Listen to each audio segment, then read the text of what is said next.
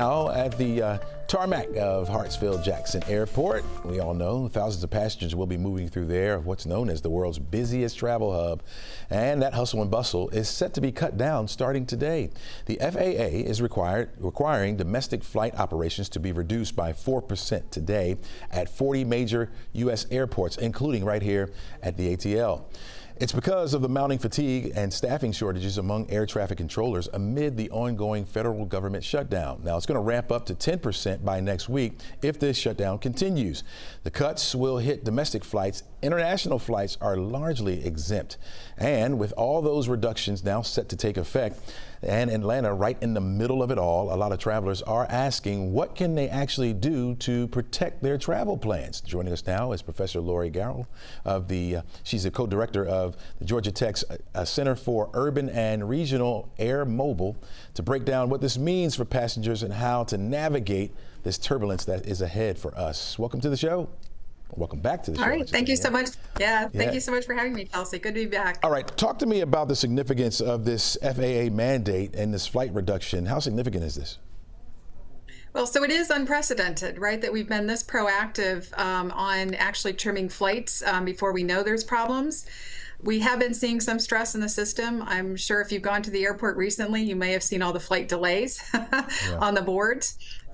So we're starting to see delays pop up in airports, particularly New York, other areas. So we're being proactive. The way I like to think about it is when you go to the highway and you see the little light that basically meters you getting onto the highway, we're doing the same thing here. So we're sort of controlling the number of aircraft in the sky, or cutting that down to hopefully prevent, significant delays and cancellations. Atlanta is such a big airport, and when you say 4%, a reduction of 4%, it doesn't sound like much, but is that significant even for Hartsfield-Jackson? So at the 4% level, my personal opinion is that I think it's going to be manageable. And the way to think about it is you have some flexibility. So the carriers have been saying, for instance, that if you have a market where you go and you do 10 flights a day, they can cut that back to 9 or 8 with minimal disruptions. As this continues into the 10% next week, it clearly will get more difficult.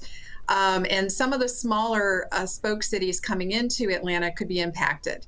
So for instance, if you have, like my family lives in Erie, Pennsylvania, there's 3 flights a day to Charlotte. Instead of having 3 flights, that could get cut down to 1 or 2. So there are possible, like a lot of the carriers are saying, the regional or the smaller cities are going to be impacted, as well as right now it's really the high frequency markets.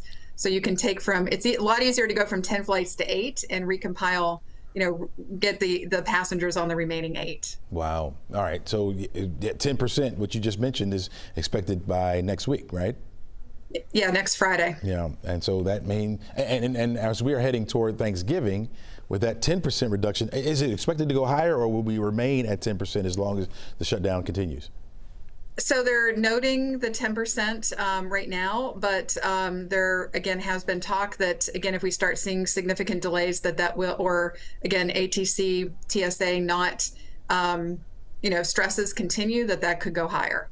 Okay. So for now, I think we're okay, but definitely have an eye on, Thanksgiving and subsequent travel coming up. Oh yeah, that's a big day. That's a big one right there. What's the first thing travelers should do today if they have a scheduled flight for this upcoming weekend? So make sure you have the app for the airline on your phone so that you can monitor delays, any rebooking that they may automatically do. If you have already booked your travel, you might be able to see if you can go out earlier, right? So, and I know that sounds bad, but like if you have, the wedding that you're going to and you had planned on coming in, Friday before the wedding on Saturday, my recommendation is, if at all possible, to see if you can go out a day earlier, Thursday instead of Friday, right? To make sure you can attend that big event. If you were flying at 4 o'clock in the afternoon, see if you can stand by for an earlier flight, or call to see if you can rebook on an earlier one. Just to give yourself more buffer, right? So those are strategies I do in situations like this.